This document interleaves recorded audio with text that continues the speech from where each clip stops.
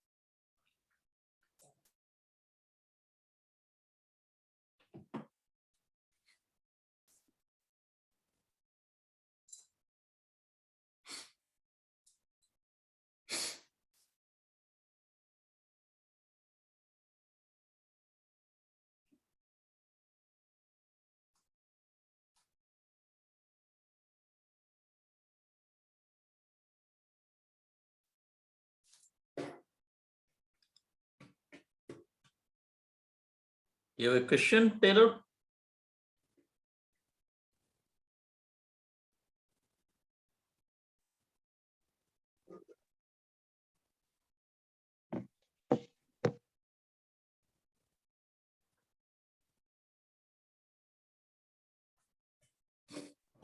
No, that was my mistake. Okay, well, that's fine.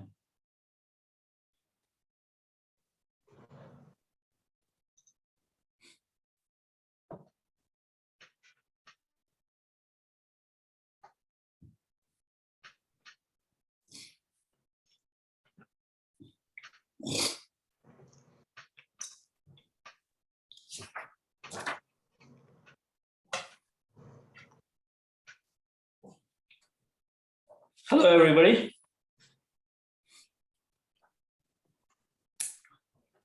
I hope I'm audible. Can one of you reply? We can hear you. Yeah, thanks. Okay.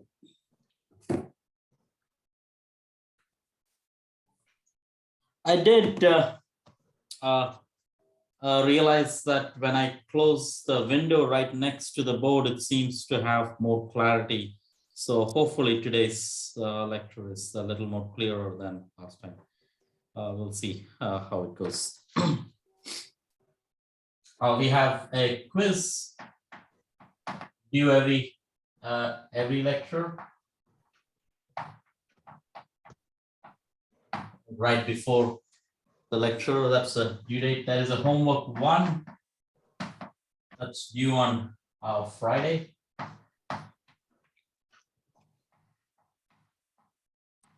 It's due right before the class, so it is 12 p.m. on B2L.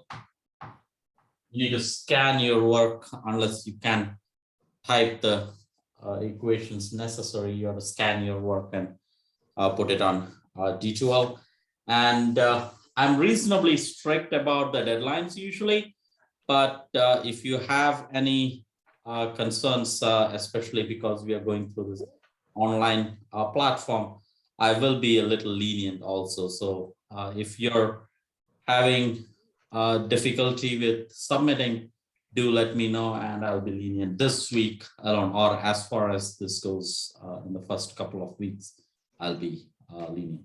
So basically the idea is that even though this says the deadline is 12 p.m., you might be able to submit it even beyond, to a certain extent, reasonable, like a day or two, you will be able to submit it. So even if you're a little late, don't worry, go ahead and try to submit it. And I've made it a little flexible there. But if it is possible, it's a good practice to be on time. We also have a midterm, which is relatively far, just for writing it. So this is February 7th. It's a Monday, and it's going to be in class. So that's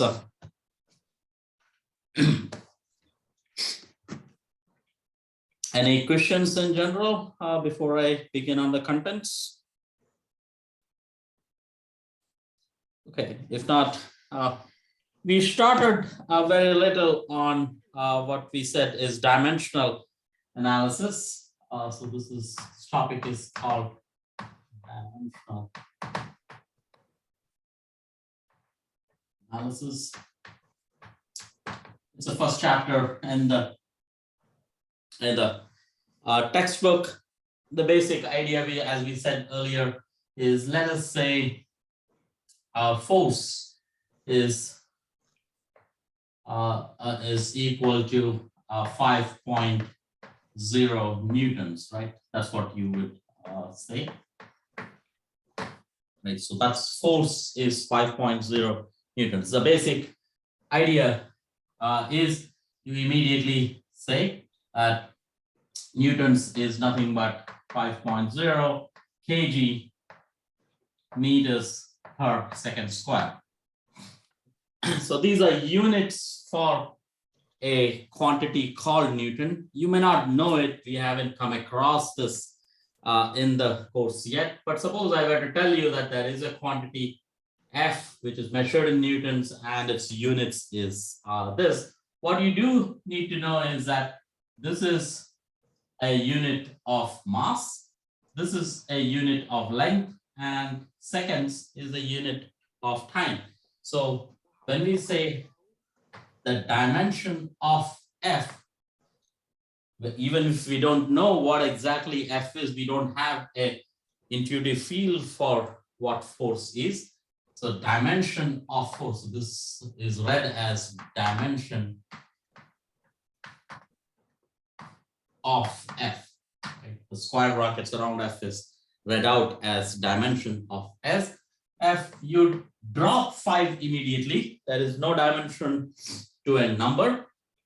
And you would say this is dimension of kg, meter, and second square.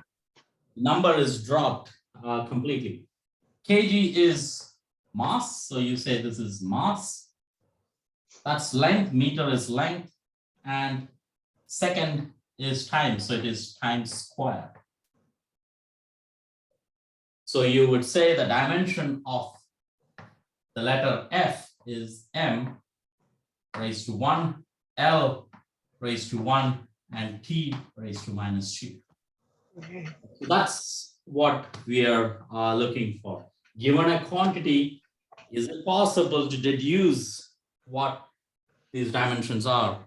In this case, I gave you the units, and the language in which you write is that it is M, L, and T. There are only 3 units we will work with here. Later on, as you study more of physics, you will see that there is a total of 7 dimensions, but for the whole of this course, we will have only 3 fundamental dimensions.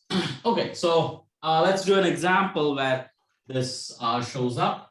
So let's say we have an example. And I tell you again, these equations will be relevant as we go into the semester. You will come across these equations, and they will make important definitions in the course. But for now, let us just say that given, so this is given an equation V is distance over time, right? So this is D over T. But you're not told what V is. So what you're given this, and you're also given that the dimension of D, that means the unit of D, which is a distance, we say is L. So that means, so this is just L, right? That's equivalent to saying that there is no mass in this.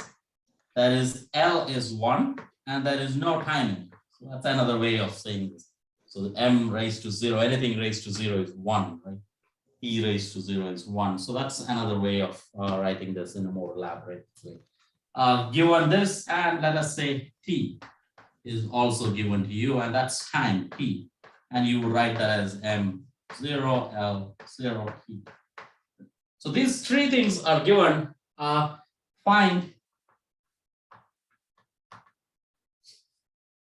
Find the dimension of V.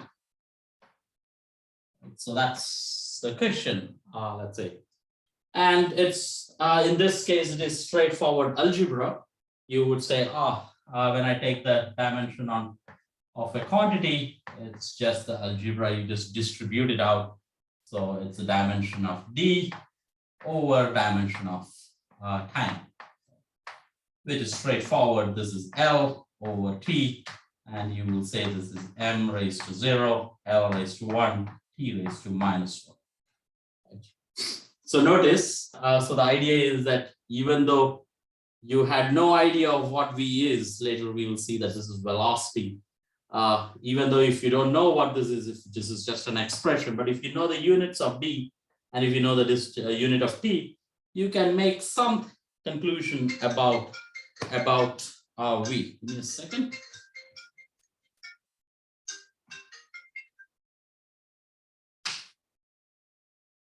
Sorry about that.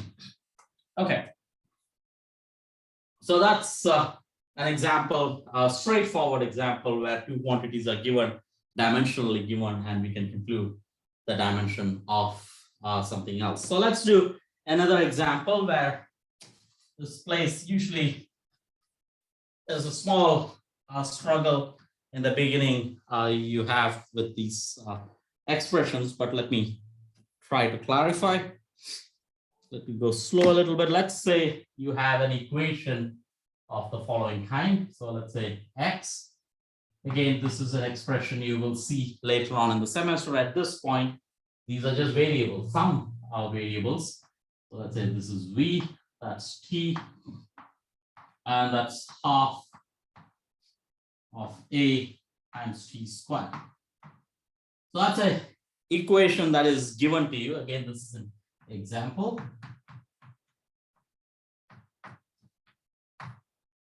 So you're given this equation, And we have to give what else is given. Let's say again, it is given that x is a length.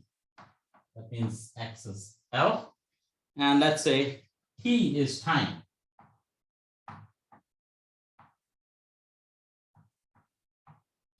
It means that x is some measure of distance. It has a unit of meter or kilometer or whatever. And it's some length. That's all. It could be kilometer or a nanometer, something small or big. This is a time, and v and a we have no idea of, let's say. So the question could be, so what is the dimension of v and what's the dimension of a?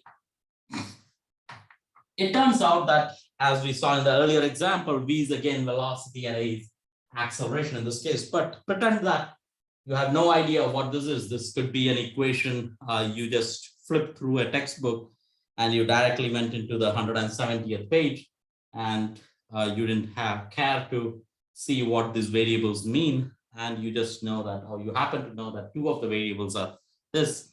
Can you conclude something about the rest of the variables? Now, in this case, the trick is that even though this is a sum of two expressions, so that is two terms, right? Vt and half at square. Since it is a sum, you have to be adding like quantities.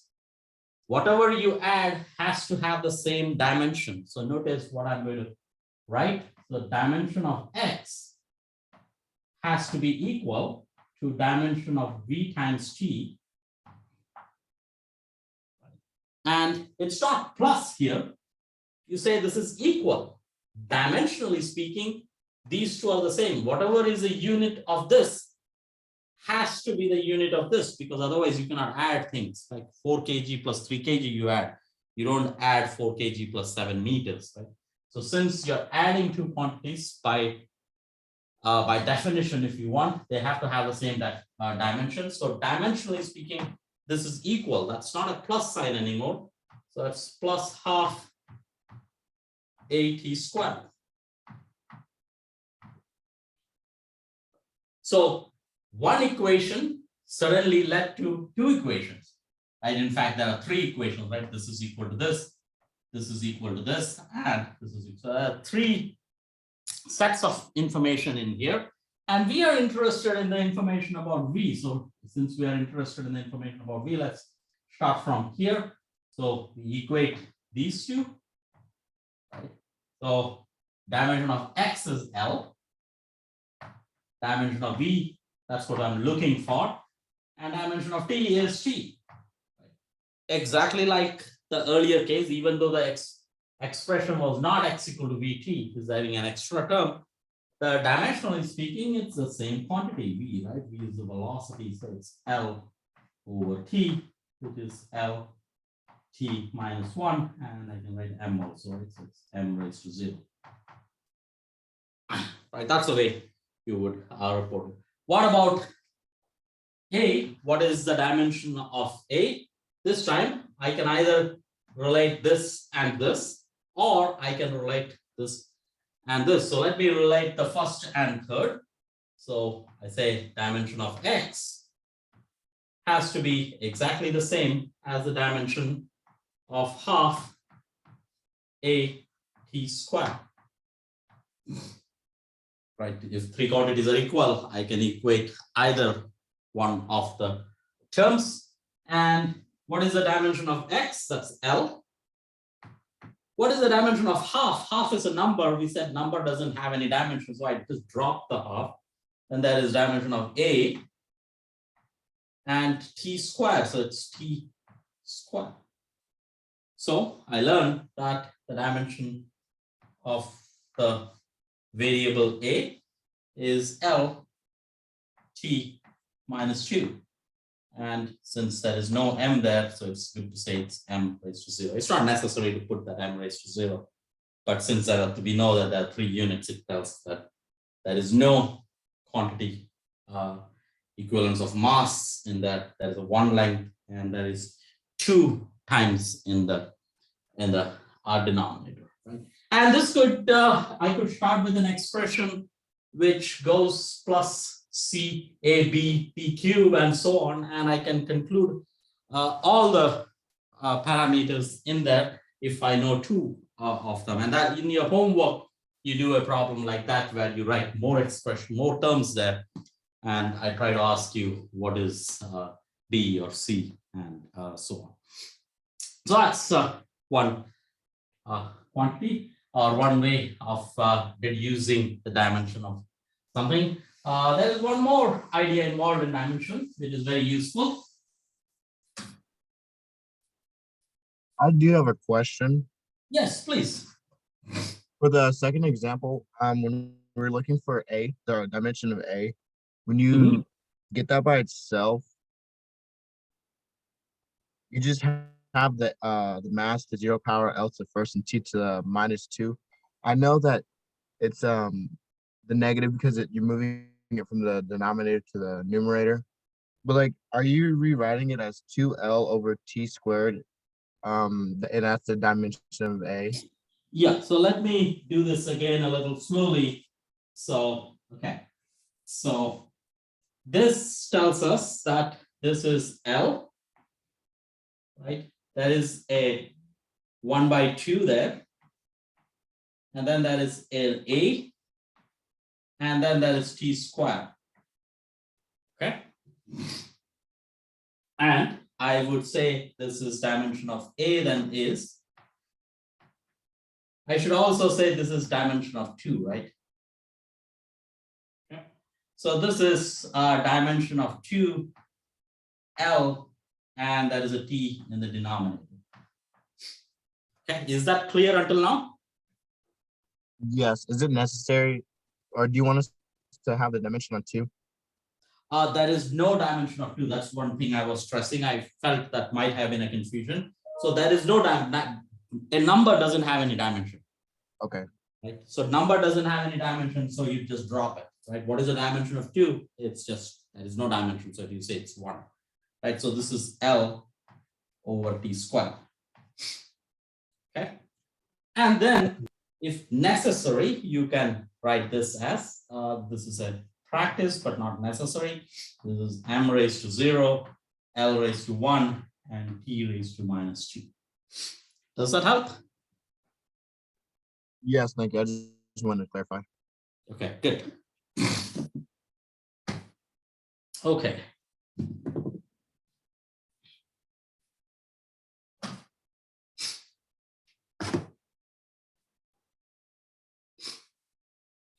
Okay. There is one more place where we can conclude a little bit about the dimension, and that is that, let us say again, let's start with an example. Right? Example.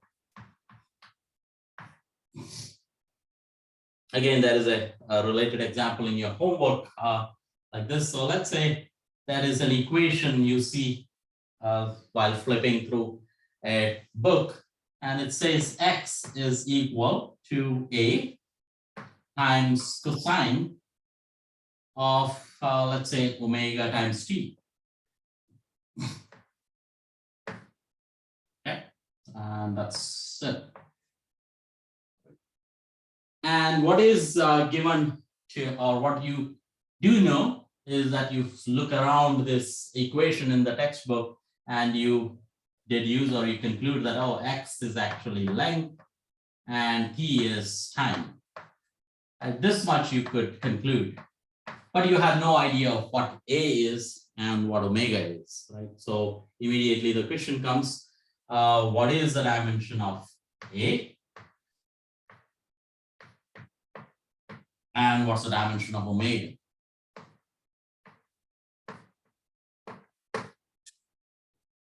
And this is where one simple rule comes in. Whenever you define a function, like whether it is a cosine or an exponential, all the elementary functions that you come across, cosine, sine, exponential, natural log, or anything that these are the basic ones you study by this time. All these operate on numbers. Right? You never say exponential of 3 meters. You say exponential of 3. That's it. It's exponential of a number that is defined in mathematics, not with the unit. That means to say that this quantity has to be dimensionless. That whatever is the argument of a cosine function has to be dimensionless, because otherwise it's not a number. If it has a dimension, then you will be talking about cosine of 3 meters, and that's not, we don't learn how to do that. So the moment you see an elementary function, the argument of that is dimensionless. So that means to say, so you can conclude that omega times t is dimensionless. That means either you say this is equal to 1, that's dimensionless, which is equivalent to saying that there is no dimension. There is 0 dimension of m, 0 dimension of L, and 0 dimension of time, right? That's the same idea in that. But I know that time is t. I immediately can conclude that omega times t is equal to 1. So dimension of omega is equal to t inverse of the time. Right? So whenever there is a product inside an argument, or anything inside an argument, that has to be dimensionless. If it is built out of 2 quantities, they have to be inverse of each other as far as dimensions is concerned, because otherwise there will be a resultant dimension. What does an elementary function give after you evaluate a number? It again gives you a number. So cosine of something is a number again. So that makes this whole thing a number. That means a has to be the same as x. So that's dimension of x has to be the same as the dimension of a. Right? Immediate conclusion you can make.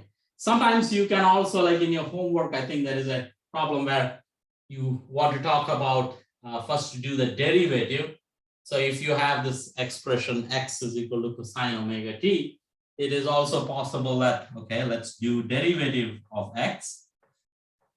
The derivative of x with respect to t is, that is a, I'm assuming that a and omega is not t dependent, time dependent. There's only t dependence in there. So this will be equal to derivative of cosine as sine. That's minus omega a times sine omega t. And using this again, we can say, oh, sine function has no dimension, right? Both the argument and the what it evaluates to doesn't have any dimension. X and t, that's L over t. So that's L over t on the left. And that's the dimension of omega times a. Again, negative sign doesn't have any dimension. So I can drop that. So dimension of omega times a is length over time. So that's another conclusion you can make. That is a similar problem in your homework where I don't deal with sine or cosine, that it is exponential, if I remember correct. And that's a similar thing in there. Any questions on this as of now? What is the bottom say over dx dt? Like what's under that? Oh, this I said that's, oh, maybe it's not readable, I guess. It's, okay, yeah, you can't see, it's too low. Okay, so I rewrite this here. So I try to write the dimension of dx by dt. dx is change in x, so that's length. So it is length over time. Right? dt is change in time, so that's time. And that's equal to dimension of minus omega a times the dimension of sine function, but sine function is a number, so there is no dimension associated with it. Even a negative sign doesn't have any dimension, so you can forget that.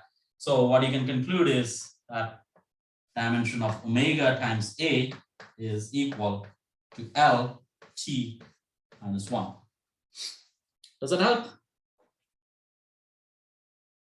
Yes. Okay.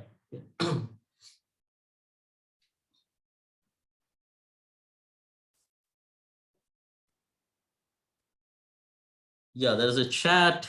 L, yeah, I think that's too late at this point. I think hopefully you guys got that. Okay, so that's broadly the two ideas that you use to in dimensional analysis problem. Basically, find out the dimensions if you don't know some variables in there. In the last problem in your homework, there is one more thing you do, and that has to do with significant digits.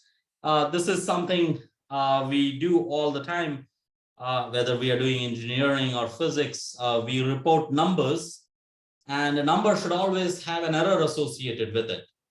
Like when I say that, let's say you weigh yourself and you realize that your weight is 165 pounds, there is always an error associated with it. Maybe it is you measured it in the morning, you measured it in the night, and these things vary a lot. So you say that it is 165 plus or minus 5, maybe 5 pounds. So that's a way of reporting, and that is always that has to be done. So let's talk about something in that context.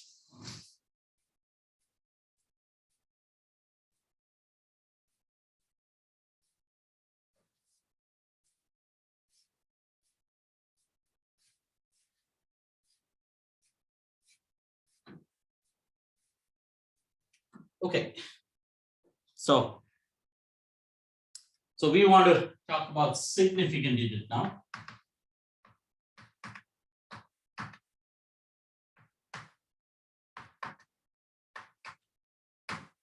Even though we do significant digits here, whenever in the rest of the semester, I won't be very strict about significant digits. That's primarily because there are sufficiently hard concepts we are dealing with. We don't want to carry another baggage with it, but it's a good practice. I will encourage you to keep the right significant digit in every calculation that you do. So again, let's say that is a mass we are talking about, and M is equal to 165.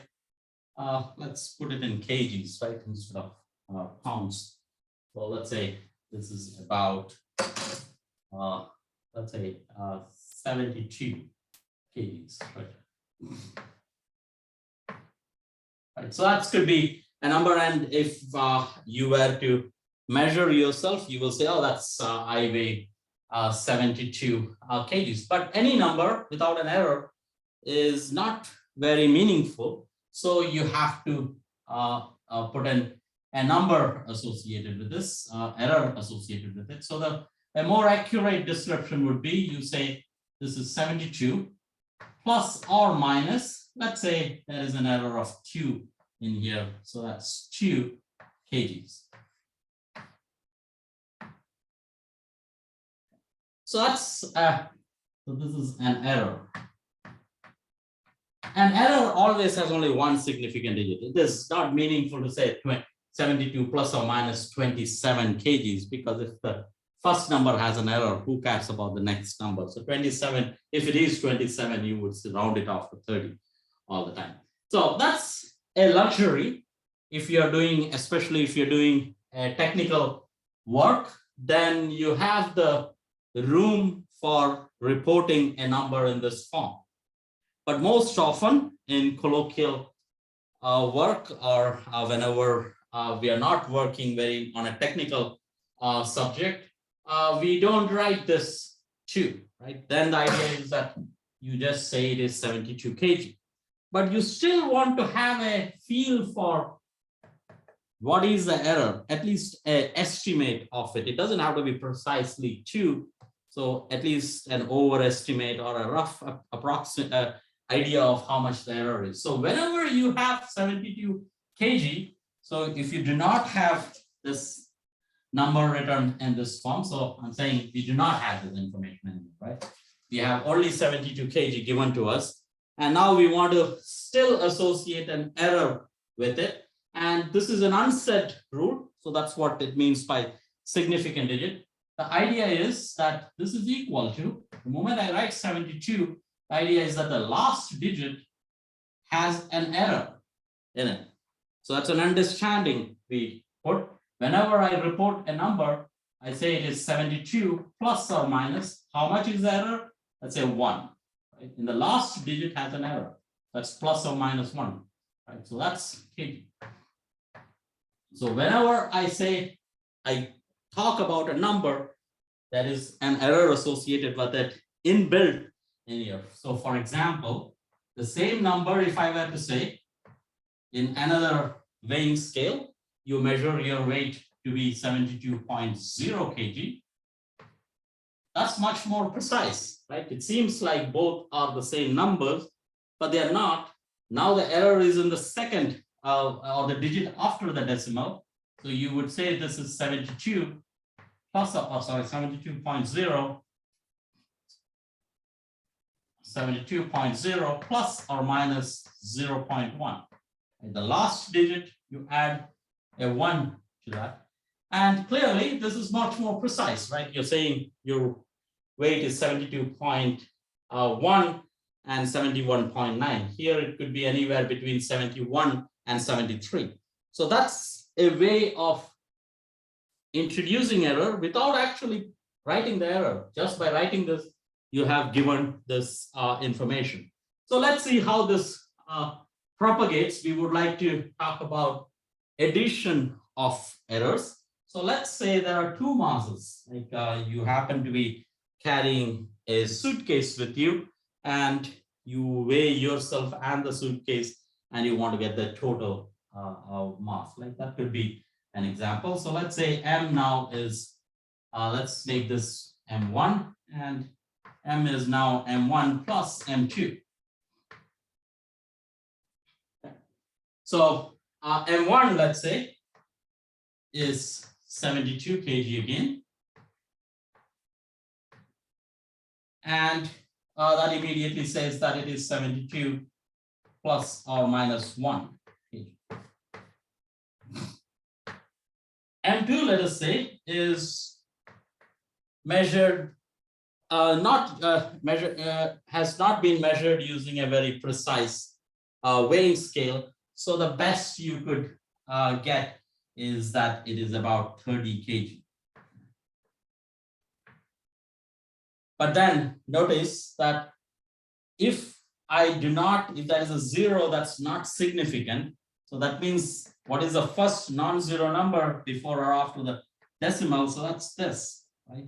So you would say this is 30 plus or minus 1 and 0, right? After, so if I put an error in this, so that's a plus or minus 10. Okay, that's a significant error now.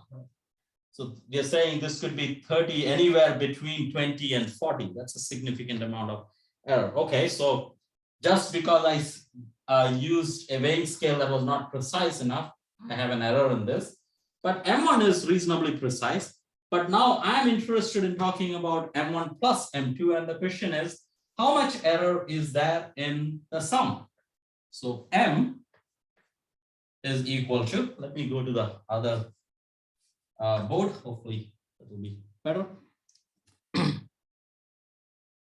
If you have it written, so you may not be able to see it after I move to the other board, I guess. Okay. So we had M, which is M1 plus M2. M1 is 72 plus or minus 1. And for a moment, let me drop the unit kg so that there is less clutter. That is, I just have to carry on that kg. So I'm just dropping that for a moment just to avoid the clutter. And M2 is 30 plus or minus 10. Do the multiplication. Oh, sorry, here it's addition, right? 72 plus 30, so that's 102. And let me actually do this in 2 steps so that there is some confusion. So there are 2 numbers, like one is plus or minus and one is a fixed number, right? So I'll regroup this as 72 plus 30, and the plus or minus is the error that's adding, so that's 1 plus 10. Clearly, the error in 10 is significantly large, and this is plus or minus, so always when you're adding errors, it only adds up. You never subtract errors. So that's the same as 72 plus 30, so that's 102 plus or minus 11. So how much is this? So 11 becomes 10. So there is always in an error, you never say that there is a significant digit beyond 1. So there is only one significant digit. So there is 1, 0, 2 plus or minus 10. And once I have an error in the second digit before the decimal, that means there is an error in 0 here. So I have to drop that 2. So this will be 1, 0, 0 plus or minus 10. And suddenly there is a challenge here, because whenever I say 1, 0, 0, that means there is only one significant digit. So at this point, I should write this as, so right here itself, it is less confusing because here you have lost some information. So I should write this as 1.02 plus into 10 raised to 2 plus or minus 0.10 into 10 raised to 2. That way it is clear where the decimal is. That's called the scientific notation. Scientific notation is necessary whenever you come across these situations, like from here to here. If I were to write 100, it's not very clear what's the number of significant digits, even though I'm saying that 0 there is significant. So you would write this as, go back in here. So this is 1 here, so that's 1.0 plus or minus 0.1 into 10 raised to 2. Right, so which is equivalent to saying it is 100 plus or minus 10. Just because there was an error in the suitcase, 30 plus or minus, that shows up in your weight also. So this is what is called propagation of errors, very common. And in this case, we talked about how error propagates when you're adding numbers. But we could be using other operations like multiplication and division. And let's do an example for the case of multiplication.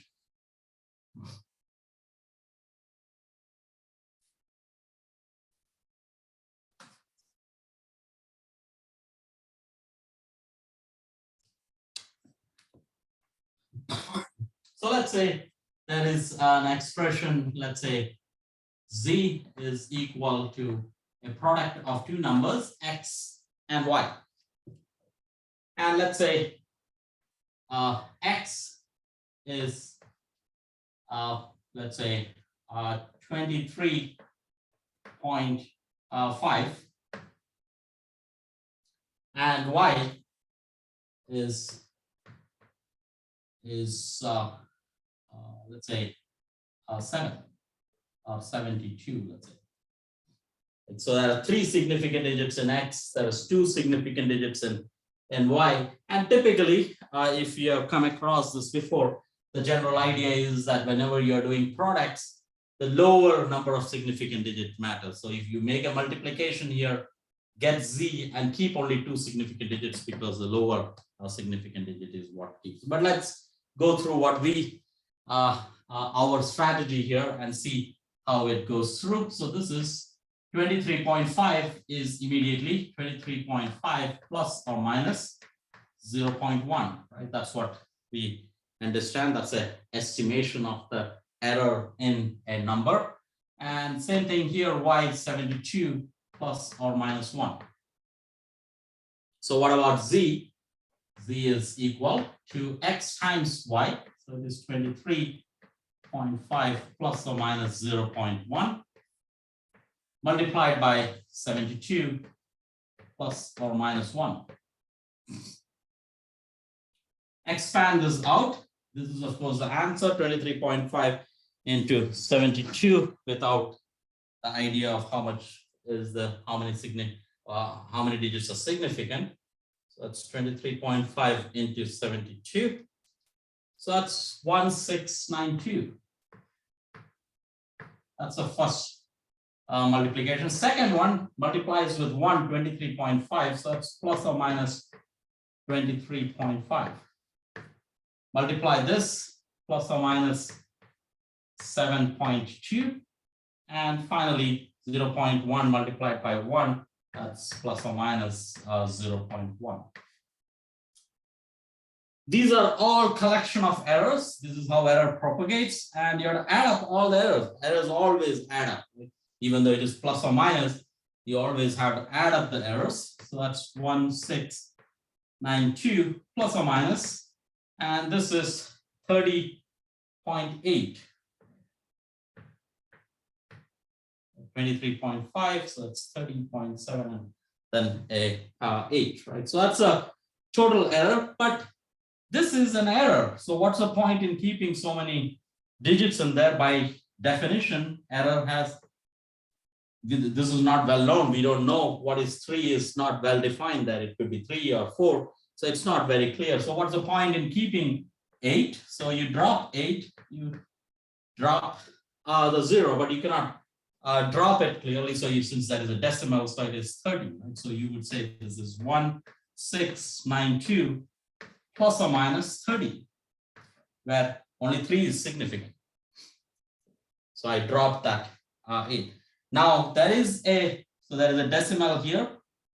There is an error in the second digit after the or before the decimal.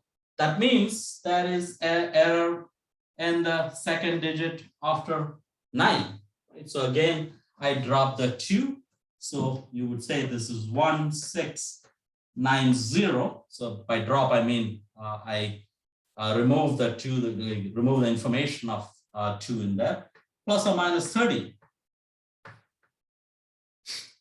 Now I have to report only one number, right? So I have to take care of this as an error. 30 is rounded off to 10. Either you round it off to 100 or a 10. So you would say this is 10. And once it is 10, it is the error is there in this.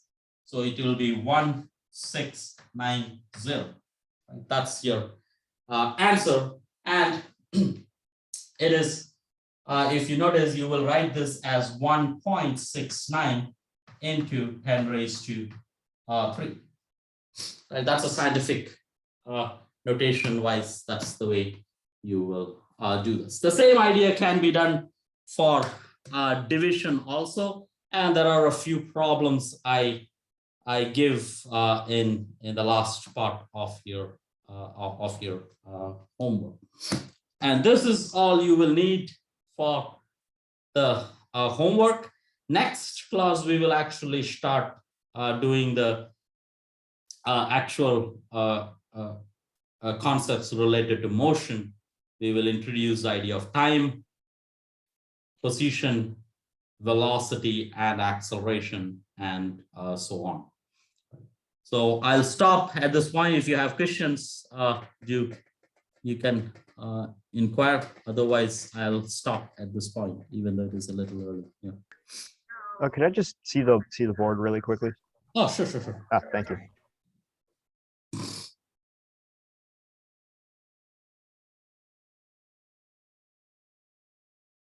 Yeah, thanks. Sure.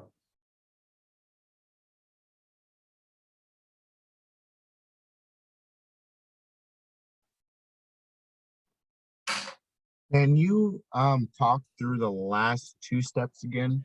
So I see like the 30.8, and I see that you dropped the 8 and the 0 because the significant digit is the 3. Mm-hmm. And then because there's 2 digits in front of the decimal, that's why you go to the 9. Correct. Exactly. So 9. So the main idea here is that why did I drop this? I said this is an error. Error always has only, excuse me, error only has one significant digit. Right. Okay. So that's the reason why I did not worry about the 8 there. So that's 3. Once I know that the error is in the second digit before the decimal, that means that this number has an error in it. Right? It could be 9 plus 3 or 9 minus 3 in principle. Strictly speaking, this is 90 plus. If you do minus, this is 1660 plus, or so this is 2 If you were to add 3, it is 172, right? It could be anywhere between these two. But There can't- you want to report only one number, so you would say it is this. That's okay. Okay, so there can't be an error Yes. after, or a number after the error. Okay, Exactly. And it is okay to even say this is 1700. That's perfectly fine.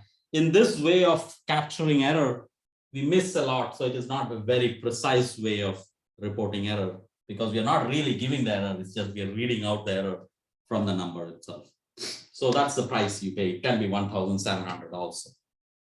Okay. thank you. Yeah, good.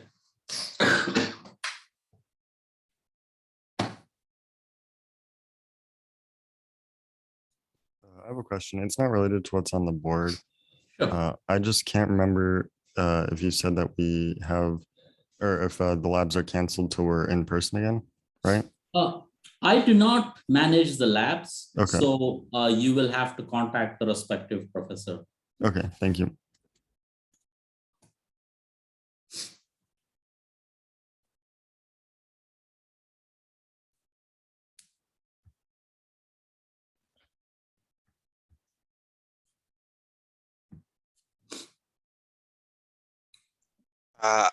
Forgive me if this was already answered yesterday. I wasn't here. I hadn't joined the class yet.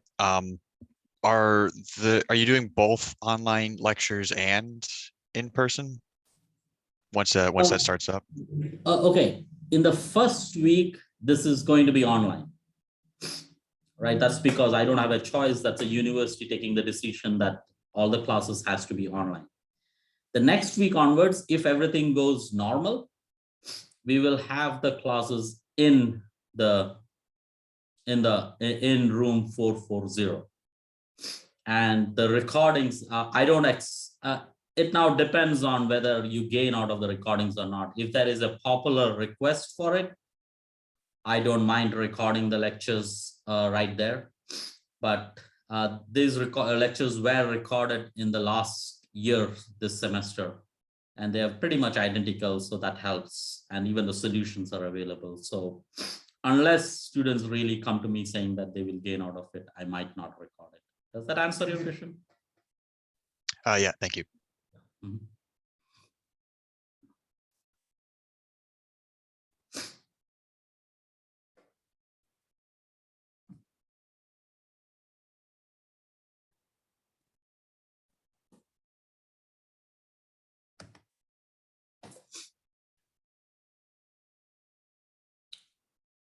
Any other questions?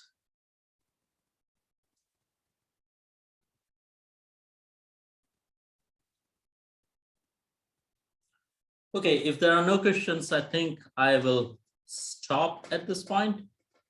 Or I'll wait for some more students to leave. There are 16 of us logged in, so I should respect that. Okay, great. Okay,